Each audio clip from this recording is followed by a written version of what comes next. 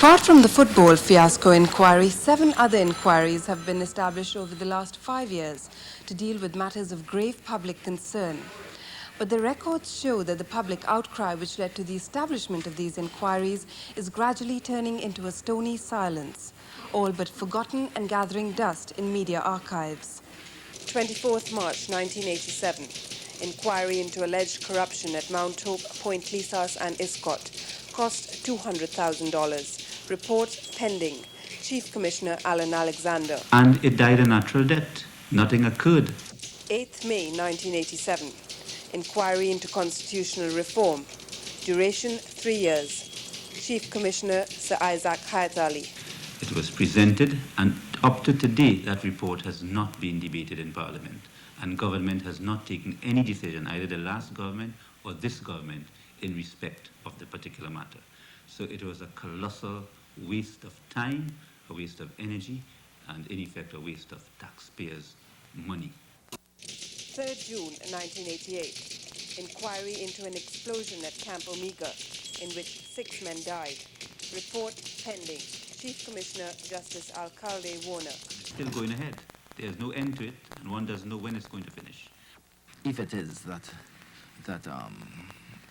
the commissions are taking an eternity to report and so on, that is not a condemnation of the decision to appoint an inquiry. It may be a condemnation of the persons involved in conducting the inquiry.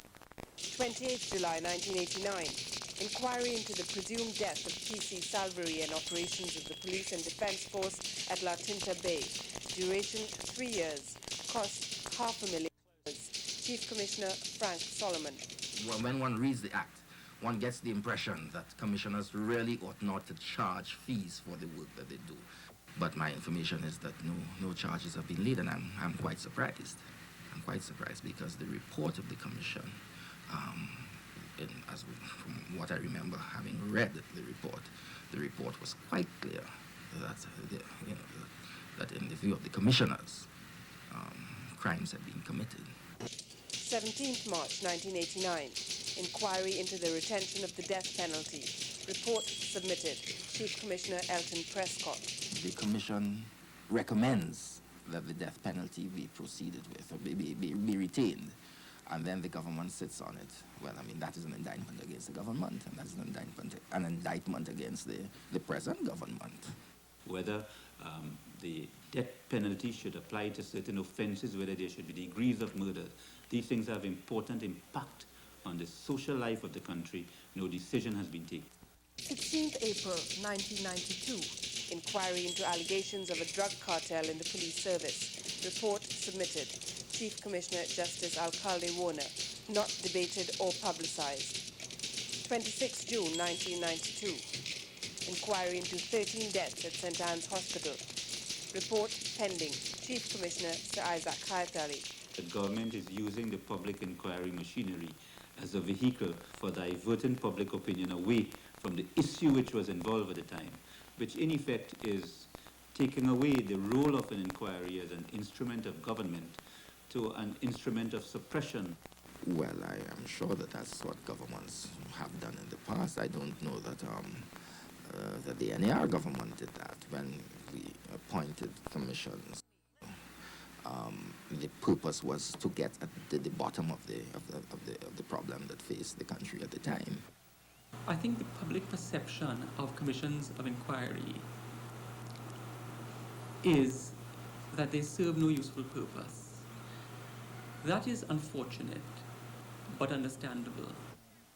But attorneys say commissions are necessary and recommend pre-sipt witnesses to shorten inquiries, place time limits on commissions to complete reports, ensure that commissioners are not paid in accordance with the Act, conduct mandatory parliamentary debates on reports. Murad says that if you, the public, don't keep up the pressure to ensure that Commission's reports are speedily completed and implemented, the ills of society will go on unchecked. Ira Mathur, TV6 News with a special report. Inquiries without answers.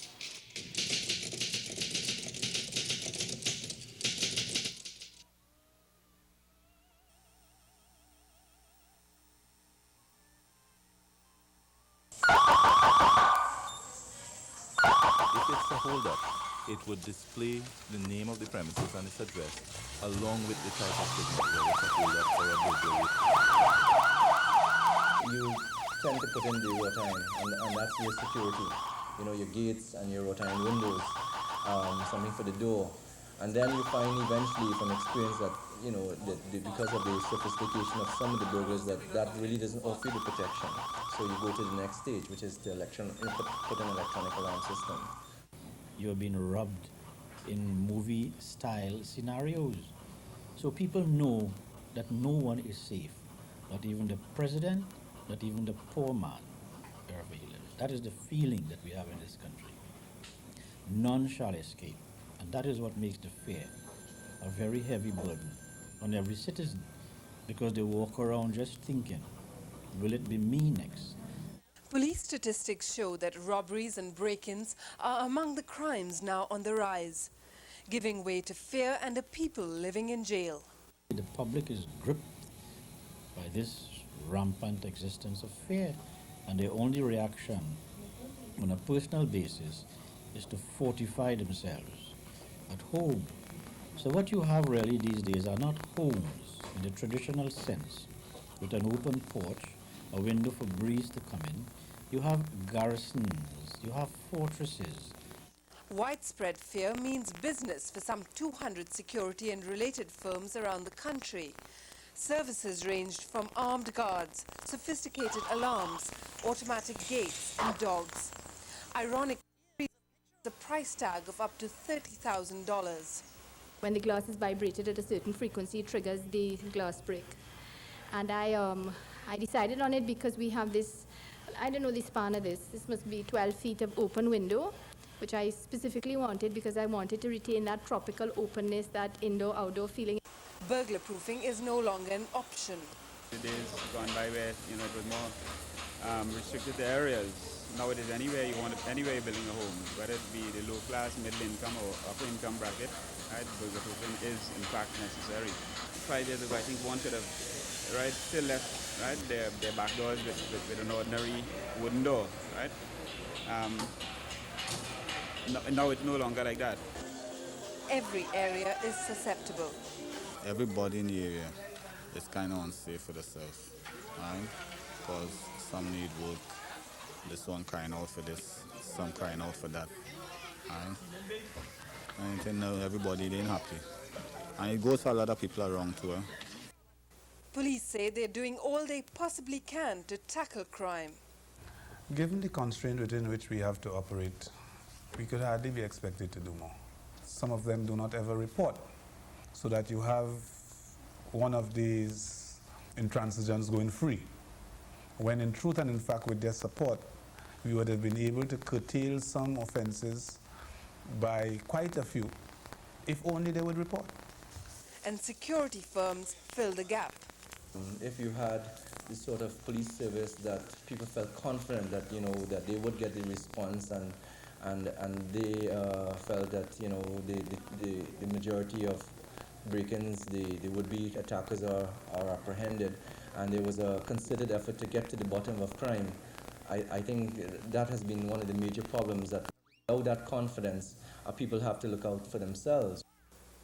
It's not just a question of police and thief, says one psychologist, but social problems, poverty, unemployment, and the judicial system form the roots of crime. The amount of people who find themselves in jail, as against those who are accused and charged, is a very small proportion. The courts sit at the center of the problem. What's the solution to crime? I wouldn't answer that. I think, frankly, I will tell the country, ask your government. I have been in Parliament. I have looked at ministers in their faces and told them what to do, and they have played one time after another politics with the issue, and playing politics with people's lives and safety. The ball has been thrown into the court of the politicians. But until such a time comes when citizens feel safe in their own homes without having to barricade it up, this is the only answer. Ira Mathur, TV6 News, with a special report.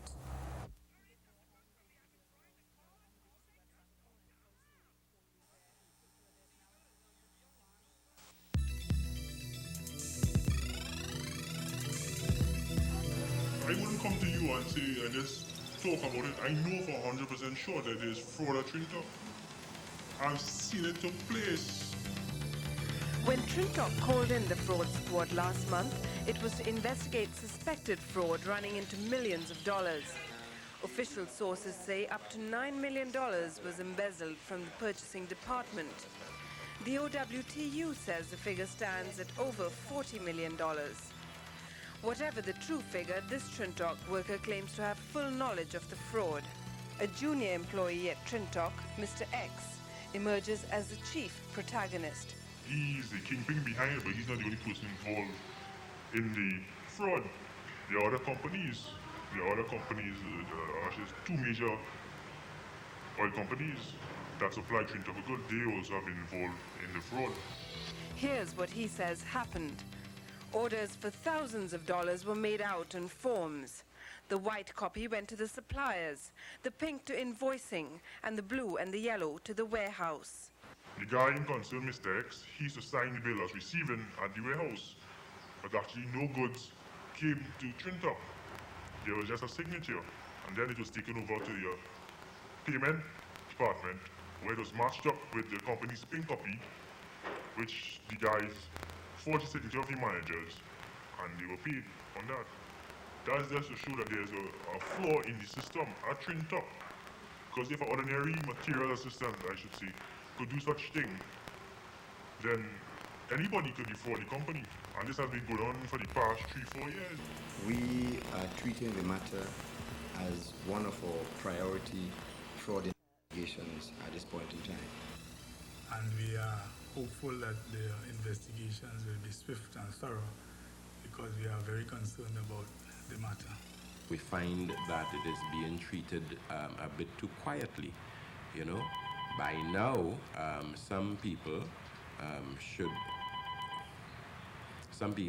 be identified. You have to come real to the charge, Mr. X, because Mr. X, as I say, is just a receiving clerk. All he does is sign for receiving items. He signs a bill. That is all he does. So they have no serious evidence against Mr. X, except his signature as signing, and that's his job. He's doing his job. All hopes of bringing the Trinidad scam out into the open rest here with the fraud squad. Trinidad sources say investigators will need to have a detailed and minute knowledge of the workings of the purchasing department to get anywhere. Meanwhile, the fraud squad is predictably mum on when they expect to reveal the findings of the fraud squad on the Trinidad issue. Our own view is that big people are involved in this thing. More on that tomorrow night. Ira Mathur, TV6 News with a special report.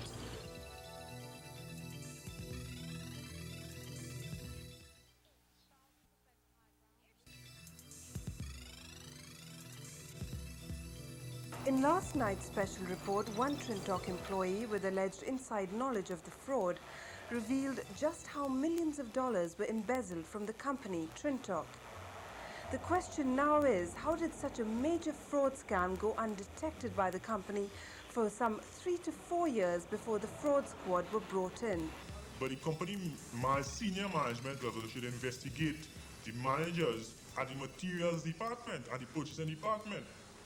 Because, for instance, if I am a manager, and for the past 3 years, I don't know that there have been fraud or there's this ordinary mistakes defrauding my department over $15 million worth of goods or in money, then I shouldn't be there as a manager. Another probing statement which implicates managers comes from the OWTU.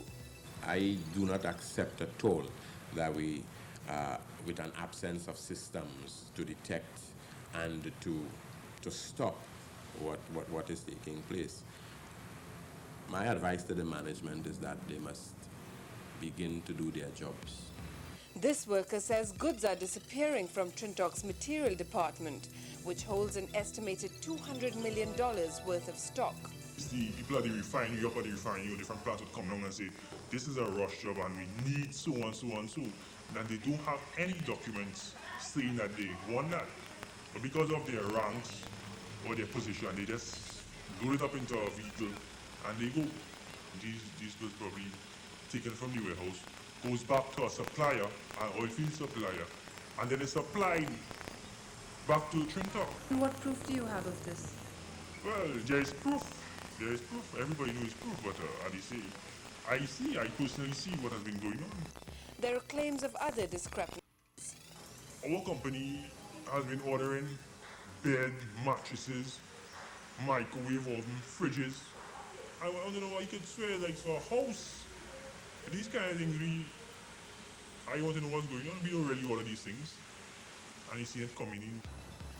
A team of investigators, whoever they would be, I don't know, should thoroughly investigate the operations of that company.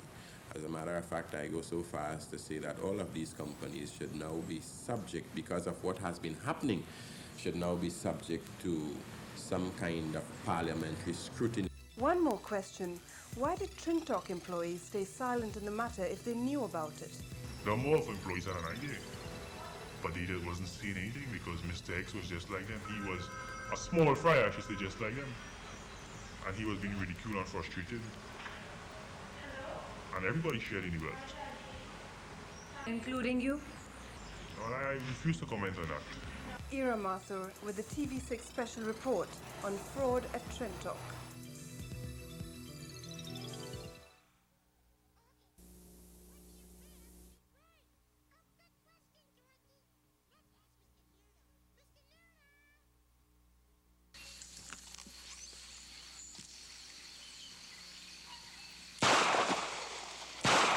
The first man was shot in his thigh, and because he continued violence against me, I shot him in his chest, but he, being under the influence of coke, they just kept coming. It didn't slow them down. The other person was shot in his head after being shot also in his chest, who just kept coming. The only thing that slowed him down was a shot to his head. Unfortunately, he passed away quietly. This businessman is licensed to kill to protect his family and property. This is what the average man in the street carries now, a revolver or semi-automatic. In 1991, some 1,500 gun licenses were granted. So far this year, the figure has doubled. By the end of the year, there will be more than 4,500 new licensed gun holders. You load 6 rounds, and you're ready to fire. A few, like this woman, are trained, but all are determined to shoot if they have to. 3 men broke into the home. My husband, my father-in-law, they were there, and they were just cutting away at my family. What do? I could not have done anything to assist them in any way. We applied for a permit, which was granted to us, and we're making full use of it. And certainly something like this will not happen again. Unlike some states in America, our citizens can't walk into a gun shop with a driver's license and buy a gun. Although the police commissioner decides whether you deserve one, you don't have to be trained to get a license. The records show that very often these firearms issued turn back to haunt them, that they become victims of their own attempt to protect themselves. No one knows just how many illegal arms are out there. Whatever the number, it's one too many. Last year alone, there were some 300 armed crimes. This year, the figure stands at 150 so far.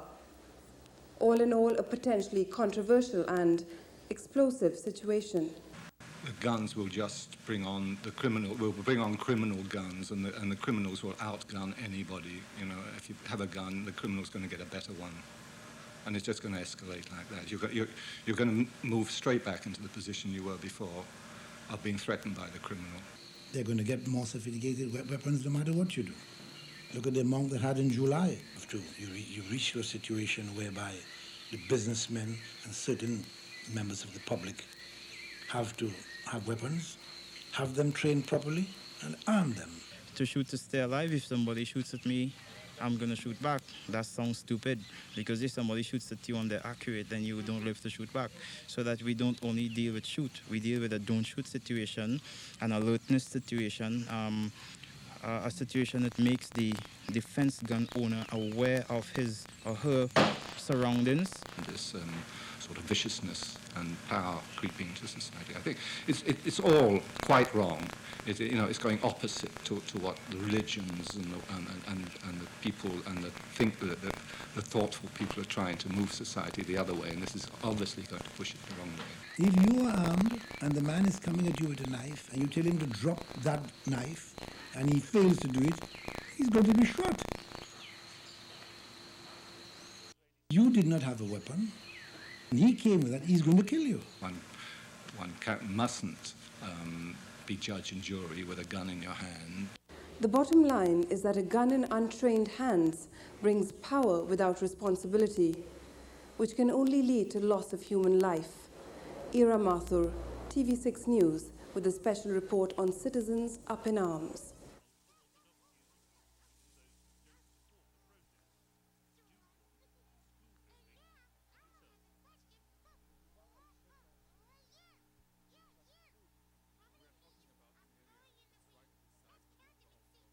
A thriving drug trade has led to a thriving arms trade. Increasing drug-related deaths bear testimony to this. These are some of the hundreds of guns which illegally entered the country last year. How? There are several ways.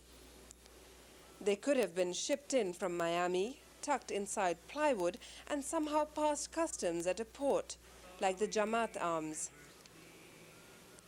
In rare instances, some come through customs at Piaco. Cedrus is a notorious area of entry for smugglers. But these arms could have simply slipped in at almost any point at our 300-mile-long coastline. In caves like the ones you just saw, it is easy to hide anything from arms to drugs, and there are thousands of similar caves right across the coastline of Trinidad and Tobago. Chief of the Defence Staff, Brigadier Brown, who would not go on camera, says the Coast Guard is not equipped to fight the drugs and arms trade. It has one aircraft, 19 years old, with no night sighting capability, a paltry 3 fast patrol boats, and 11 patrol launches. I mean, those things cost a lot of money, and it depends on the availability of funds to deal with these things. So I can't tell you that I'm going to get 10 other vessels when we don't have money to buy 2. Brown says the threat is real, particularly since he says the Jamaat's contacts in Miami and possibly the customs are intact. Not so, says the minister. But I am not going to go running all over the place as though I have shadows behind me threatening to kill and burn down the country. I am not going to put any extra sort of security measures in place. As I have said before, they are outside, and if there are any infractions of the law, they will be dealt with as any other citizen.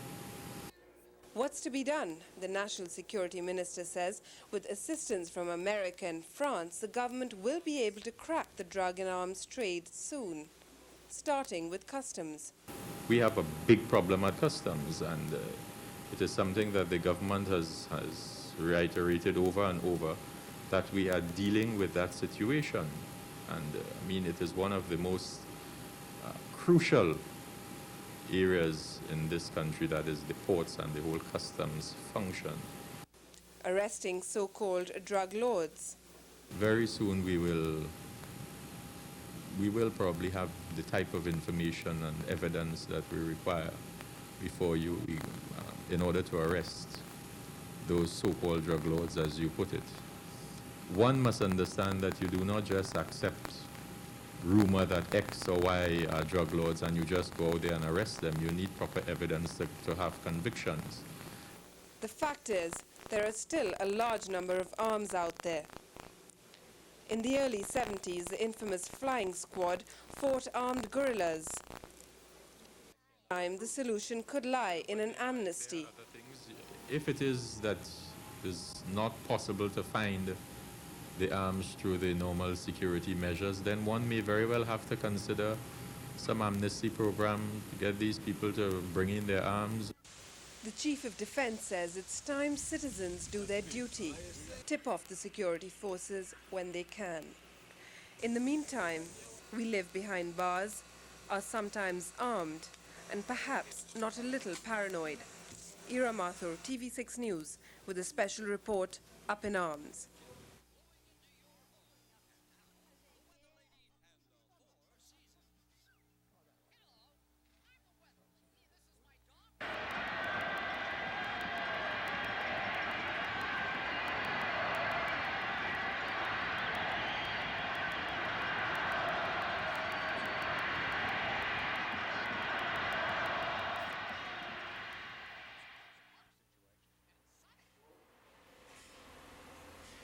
This country's collective exuberance and then collective grief after that fateful football match on November 19th, 1989 quickly turned into outrage.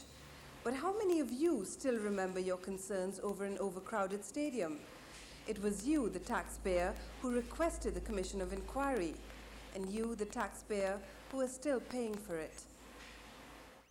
The Football Commission of Inquiry began in March 1990 to investigate the apparent overcrowding of the National Stadium during a World Cup qualifying match, including security, safety breaches, and the number of tickets printed by the TTFA.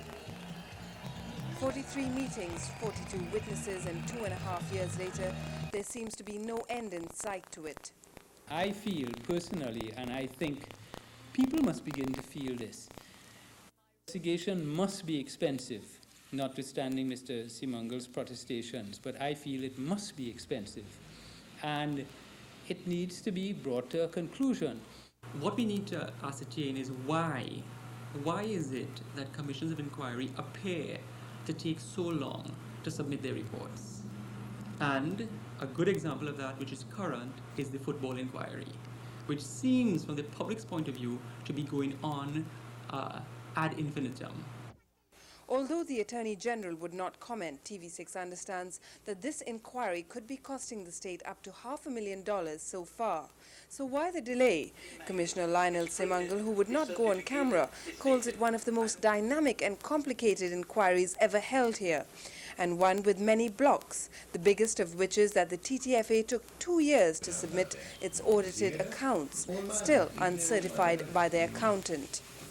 This means that this audit was not certified.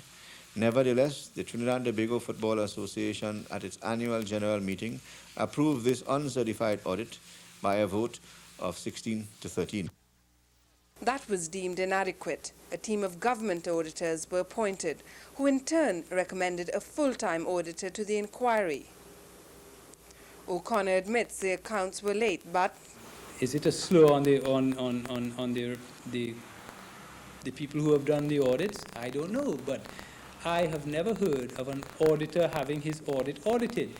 What you can ask is somebody else to conduct a full audit of the proceedings. The investigation doesn't hinge on the accounts of the TNTFA, so don't let people tell you that that is the whole thing. The investigation hinged upon the overall, how people got in, what were the security arrangements, at what time were the gates opened, many things. The accounts were just part to see if the monies collected at the game could have been properly accounted for. O'Connor has problems with the manner in which the inquiry is being conducted. Well, several people, including one person who wrote to the media, complained about some of the unusual outbursts that one hears and opinions cast, aspersions cast by the commissioner against people who are still to appear. Meanwhile, the three key witnesses, Peter O'Connor, Brigadier Brown, and Jack Warner, are yet to be called up. It is very difficult for him to fix a date when he would restart the hearings. This will depend heavily, of course, on the findings of the auditor. And having done that, each witness will be given adequate opportunity to be represented by counsel, and those sittings will take quite some time.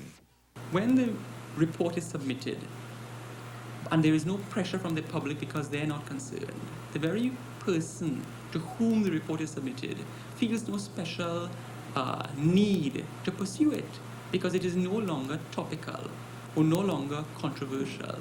It's rather strange. As I said, I can't account for that. And perhaps it's linked to the whole question of a review of the whole judicial system in the country. And if the public has to wait ad infinitum for the report, legal sources say that it will serve only as an